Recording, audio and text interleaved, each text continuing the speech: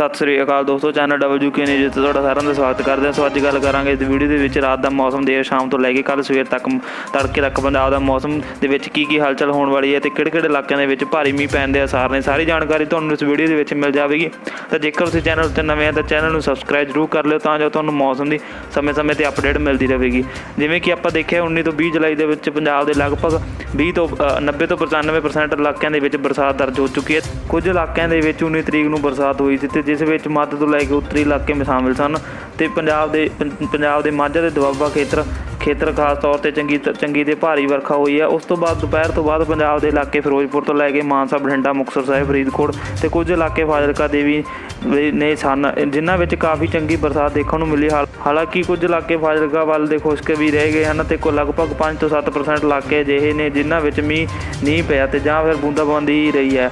ਅੱਗੇ ਗੱਲ ਕਰੀਏ, ਅੱਜ ਦੇਰ ਸ਼ਾਮ ਤੋਂ ਲੈ ਕੇ ਅੱਧੀ ਰਾਤ ਤੱਕ ਪੰਜਾਬ ਦਾ ਮੌਸਮ ਜ਼ਿਆਦਾਤਰ ਸਾਫ਼ ਤੇ ਦੇਖਣ ਨੂੰ ਮਿਲੂਗਾ ਤੇ ਕੁਝ ਪੂਰਬੀ ਇਲਾਕਿਆਂ ਦੇ ਵਿੱਚ ਬੱਦਲਵਾਈ ਰਹਿ ਸਕਦੀ ਹੈ ਤੇ ਕੁਝ ਦੱਖਣੀ ਇਲਾਕੇ ਮਾਨਸਾ, ਬਠਿੰਡਾ, ਸੰਗਰੂਰ ਹੋ ਗਿਆ, ਪਟਿਆਲਾ, ਬਰਨਾਲਾ, ਸੋ ਇਹਨਾਂ ਇਲਾਕਿਆਂ ਦੇ ਵਿੱਚ ਹਲਕੀ ਤੋਂ ਹਲਕੀ ਬੂੰਦਾਬਾਂਦੀ ਹੋ ਸਕਦੀ ਹੈ। ਜ਼ਿਆਦਾ ਮੀਂਹ ਦੇ ਆਸਾਰ ਲਗਭਗ ਖਤਮ ਹੋ ਚੁੱਕੇ ਹਨ ਤੇ ਇਸੇ ਤਰ੍ਹਾਂ ਹੀ ਕੁਝ ਪੂਰਬੀ ਇਲਾਕੇ ਫਤਿਹਗੜ੍ਹ ਸਾਹਿਬ ਤੱਕ ਤੋਂ ਹੋ ਜਾਣਗੇ ਤੇ ਉਹਨਾਂ ਹਿੱਸਿਆਂ ਦੇ ਵਿੱਚ ਬੱਦਲਵਾਈ ਤੇ ਬੂੰਦਾਬਾਂਦੀ ਹੋ ਸਕਦੀ ਹੈ। ਅੱਧੀ ਰਾਤ ਤੱਕ ਜ਼ਿਆਦਾ ਵੱਡੀ ਹਲਚਲ ਨਹੀਂ ਹੋਵੇਗੀ।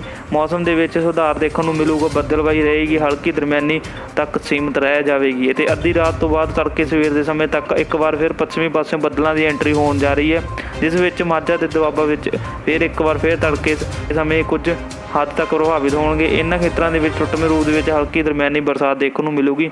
ਹਾਲਾਂਕਿ ਕਈ ਭਾਗਾਂ ਦੇ ਵਿੱਚ ਮੀਂਹ ਵੀ ਪੈ ਜਾਵੇਗਾ, ਕਈ ਭਾਗ ਖੁਸ਼ਕੀ ਰਹਿ ਜਾਣਗੇ ਤੇ ਇਸੇ ਤਰ੍ਹਾਂ ਹੀ ਤਾਂ ਮਾਹੌਲ ਕੁਝ ਆਪਾਂ ਨੂੰ ਫਿਰੋਜ਼ਪੁਰ ਤੋਂ ਲੈ ਕੇ ਦੱਖਣ ਪੱਛਮੀ ਇਲਾਕੇ ਪੈ ਜਾਂਦੇ ਨੇ, ਇਹਨਾਂ ਇਲਾਕਿਆਂ ਦੇ ਵਿੱਚ ਦੇਖਣ ਨੂੰ ਮਿਲ ਸਕਦਾ ਹੈ ਤੇ ਮੱਧ ਪੰਜਾਬ ਤੱਕ ਤੜਕੇ ਸਵੇਰ ਤੱਕ ਸਮੇਂ ਬਰਸਾਤ ਦਾ ਦੌਰ ਦੇਖਣ ਨੂੰ ਮਿਲ ਸਕਦਾ ਹੈ। ਸੋ ਇਸੇ ਤਰ੍ਹਾਂ ਹੀ ਹਲਚਲ ਕੁਝ ਚੰਡੀਗੜ੍ਹ, ਮੋਹਾਲੀ ਹੋ ਗਿਆ, ਫਤਿਹਗੜ੍ਹ ਸਾਹਿਬ, ਲੁਧਿਆਣਾ ਜਾਂ ਫਿਰ ਪਟਿਆਲਾ ਦੇ ਤੱਕ ਦੇ ਸੰਗਰੂਰ ਦੇ ਇਲਾਕੇ, ਤਾਂ ਇਹਨਾਂ ਹਿੱਸਿਆਂ ਦੇ ਵਿੱਚ ਟੁੱਟਵੇਂ ਰੂਪ ਦੇ ਵਿੱਚ ਕੁਝ ਭਾਗਾਂ ਦੇ ਵਿੱਚ ਥੋੜ੍ਹਾ ਬਹੁਤ ਹੀ ਮੀਂਹ ਦੇਖਣ ਨੂੰ ਮਿਲ ਸਕਦਾ ਹੈ ਤੇ ਮੌਸਮ ਦੇ ਵਿੱਚ ਵੱਡੀ ਹਲਚਲ ਦੇ ਆਸਾਰ ਨੇ ਉਹ ਸਵੇਰ ਦੇ ਸਮੇਂ ਤੋਂ ਹੋਣਗੇ। ਬਾਕੀ ਇਹ ਸੀ ਹੁਣ ਤੱਕ ਦੀ ਮੌਸਮ ਦੀ ਤਾਜ਼ਾ ਅਪਡੇਟ। ਜੇਕਰ ਕੋਈ ਹੋਰ ਅਪਡੇਟ ਆਉਂਦੀ ਹੈ ਤਾਂ ਤੁਹਾਡੇ ਨਾਲ ਸਾਂਝੀ ਕਰਾਂਗੇ। ਚੈਨਲ ਨੂੰ ਸਬਸਕ੍ਰਾਈਬ ਜ਼ਰੂਰ ਕਰ ਲੈਣਾ। ਧੰਨਵਾਦ।